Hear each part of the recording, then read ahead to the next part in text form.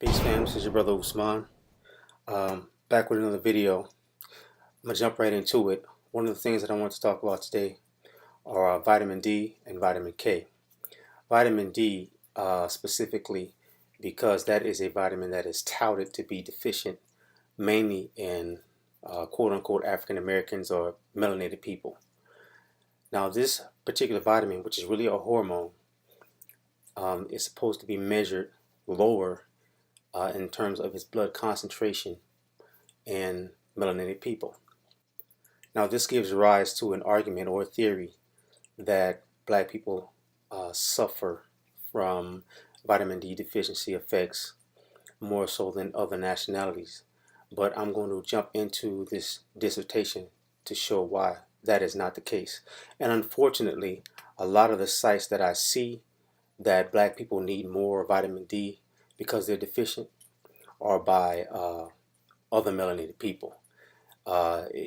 You'll see from the research that I've done that the people who are up to speed are non-melanated people who understand that that is not particularly the case. Now there are some ailments that melanated people suffer from, and it could be linked to vitamin D deficiency, but even that to me is doubtful. But let me show you my evidence, and then you can judge for yourself. Alright, so in talking about vitamin D, we're going to find out what it is. Vitamin D refers to a group of fat-soluble corticosteroids, okay, responsible for increasing intestinal absorption of calcium, magnesium, and phosphate, and other biological effects. Now, only a few foods contain vitamin D, and that's mainly fish. You'll see later on that fish oil is also a natural source of vitamin D as well. Okay, milk, those things are supposed to contain vitamin D, but milk contains what is deemed to be an inefficient form of vitamin D2. Okay, but we'll get into that later on. The major natural source of the vitamin is synthesis of cholecalciferol in the skin from cholesterol through a chemical reaction that is dependent upon sun exposure, specifically UVB radiation. So this vitamin is synthesized from cholesterol and UVB radiation. Now, vitamin K are fat-soluble vitamins the human body needs for complete synthesis, because it says complete synthesis of certain proteins that are prerequisites for blood coagulation.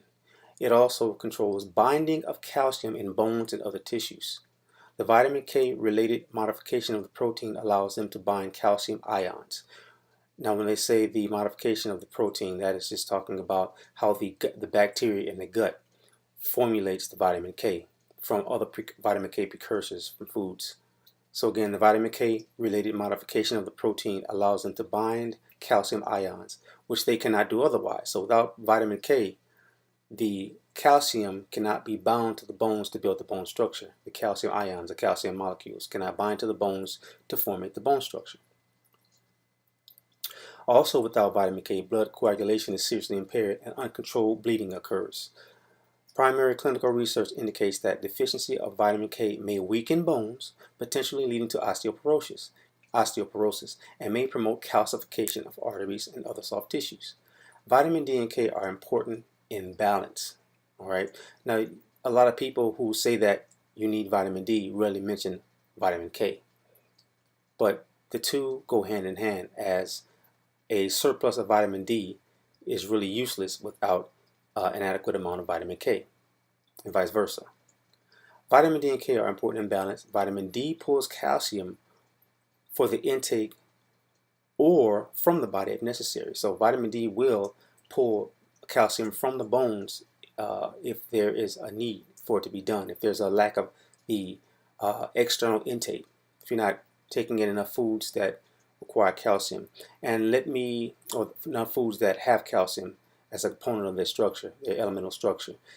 You need to stick to natural sources of calcium. I cannot stress that enough. A lot of the calcium supplementation is very cheap. They're basically feeding you rocks. and I will do studies later on. I've actually done some study on the effects of these cheap forms of calcium. All right, but back to our presentation. Again, vitamin D and K are important in balance. Vitamin D pulls calcium for the intake or from the body if necessary. Vitamin K regulates the formation of bones from that calcium supply. So again, the two go hand in hand. Now, the standing theory is that melanin begets the need for more sun exposure than non-melanated skin in order to get adequate amounts of vitamin D synthesis. All right, my problem with that is that vitamin D supports calcium regulation, as we already saw, one of the direct components of bone building in the body. Now, the highest incidences of bone fractures and osteoporosis is in European women. Okay, melanated women rank the very last in bone weakness globally, not just in the United States. Okay, let's look at that. Okay, it's a study from the Department of Epidemiology, University of Pittsburgh, and we go here. I won't go into the long reading, but it says here, defining ethnic and racial differences in osteoporosis and fragility fractures, okay, from weak bones. Ethnicity and race, like sex, influence the epidemiology of fractures, with highest fracture rates in white women. Bone mineral density is higher in African Americans. However, these women are more likely to die after a hip fracture, have longer hospital stays, and are less likely to be ambulatory at discharge. Okay. So what they're basically saying here is that yes, the bones are less likely to fracture, but if they do fracture, the consequences are more serious, basically. There is much less ethnic and racial variability in morphometric vertebral fractures worldwide. For example, the prevalence of vertebral fractures in women older than 65 is 70% for white women, 68% for Japanese women, 55% for Mexican women, and 50% in African American women. So they're saying in vertebral fractures, there's less of a wide gap between European women and African women. However, still, the incidences in European women is 70%, whereas for melanated women, it is 50%. Okay? So you get the picture. There's some more stats here, but I don't want to belabor it.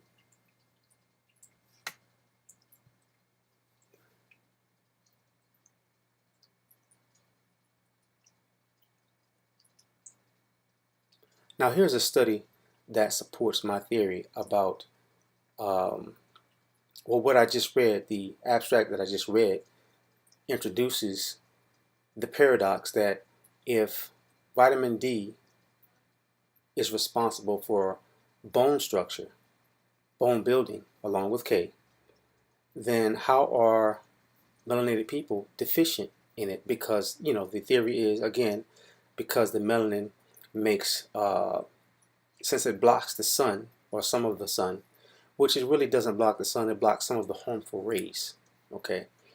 But the theory is, since it blocks some of the suns, the synthesis caused by the UV rays upon the cholesterol is not as efficient in melanated people as it is in European people. And therefore, that should affect the bone structure. But how is it then that melanated people have the least amount of bone fragility? All right, now here's something that supports my theory. Okay, go directly to the abstract.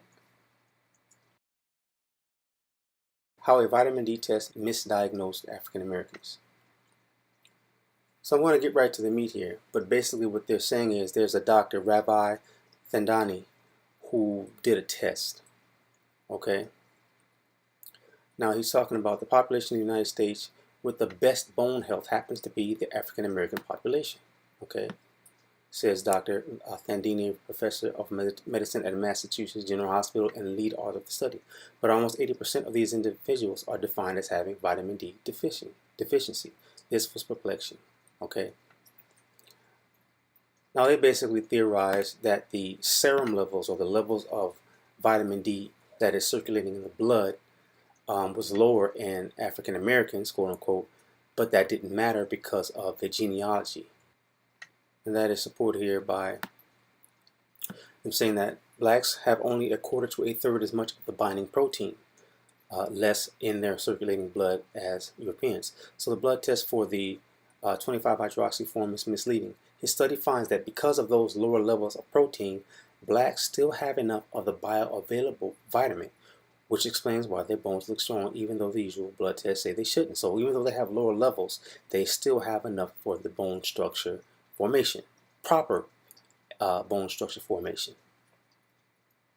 Okay, and it says here, the conclusion from the study is that just because your total levels are low, it doesn't mean we need to replace vitamin D using supplements, even if there is an indication of low levels from some sort of test. Now, I'm not saying that vitamin D supplementation is not needed. Definitely not saying that. Okay, and that will pan out later on as we go along in the dissertation. All right, as I said, melanated people do need sunlight. However, natural forms of vitamin D as well as vitamin K, because their biological ailments do appear for lack of vitamin D.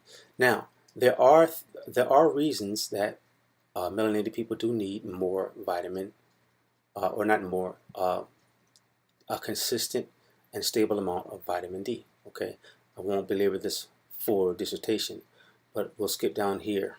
It says here,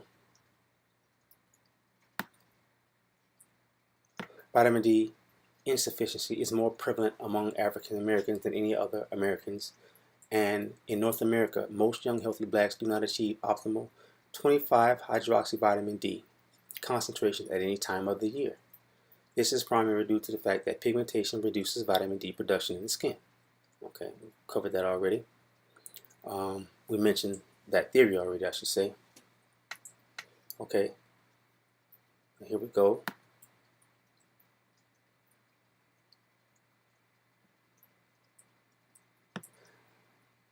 Despite their low 25 OHD levels, blacks have lower rates of osteoporotic fractures. Okay, this may result in part from bone protective adaptations that include an intestinal resistance to the actions of 125 OHD2 or OH2D and a skeletal resistance of the actions of parathyroid hormone, which is supposed to be, I believe it, don't quote me, but it is supposed to interfere in the absorption or the production of calcium. However, these mechanisms may not fully mitigate the harmful effects of low 25 OHD and elevated PTH in blacks, at least among older individuals. Now, they say it may not fully mitigate the harmful skeletal effects. I don't believe that. It does mitigate the harmful skeletal effects, okay? Why else are they saying that the bone structure is the lowest in terms of its fragility globally, all right? But the effects that it can have are as follows. Furthermore, it is becoming increasingly apparent that vitamin D protects against other chronic conditions, including cardiovascular disease, diabetes, and some cancers, all of which are as prevalent or more prevalent among blacks than whites. Okay, so that should state that vitamin D should be taken in natural forms, I believe, for other reasons that synthetic forms may be more harmful for melanated people than other people, okay, because of specific gut bacteria differences. Not only should this show you that the phenotypical differences really matter, that they are phenotypical differences, and this is not a racially charged statement. It's science, okay, and this is one of the things that we have to understand. Man, know thyself. Scientifically, we are different, okay, and you know, it is an immature nation of people, or people in general, that are afraid to mention the differences or to denote the differences, because what you do is you stifle your science, your discovery of yourself, and those things that are needed to benefit you and your specific nation or phenotype, okay, and or phenotype. All right, don't want to rant on that, but that should be clear that the differences in the way melanated bodies function and non-melanated bodies function is different. Phenotypical and biological differences should not be overlooked. Okay, and also I want to say this: vitamin D helps hormonal balance. Basically, that's the whole thing in a nutshell. For melanated people especially, vitamin D is a regulatory, or the sunlight, let me put it that way. Vitamin D, via the sunlight conversion of cholesterol from the UVB rays, helps your hormonal system. It balances your hormonal system. This is a direct link to melanated people being dependent upon the sun. Okay, everyone being dependent upon the sun. The best form that I've found, or in my opinion, and you can research other forms, is the cod liver oil, which is screened for mercury, or it's filtered. The mercury is filtered out of it. You can Google that, cod liver oil screened for mercury, or cod liver oil mercury free, and that is one of the best ways, especially if you're a vegan. Especially if you're a vegan, you need that cod liver oil. Okay. Vitamin K is synthesized in the gut flora, as we discussed earlier, and one of the direct antagonists to vitamin K are antibiotics. So if you're on antibiotics, that's an issue. Also, for calcium, high blood pressure medications are a detriment to calcium absorption. So if you're taking antibiotics and or high blood pressure medications, you need to be aware that this really interferes with your vitamin D and K synthesis, right? Vitamin K sources: amaranth leaves, the highest bioavailable source. Green leafy vegetables such as kale, parsley, spinach, and chives. Okay, so really quick, wanted to touch on that. A lot of people know about vitamin D, but I think there are some things missing in the cursory study or the cursory knowledge about how vitamin D functions in the body and the differences in how vitamin D interacts in melanated people and non-melanated people. It's all important. It's all needed.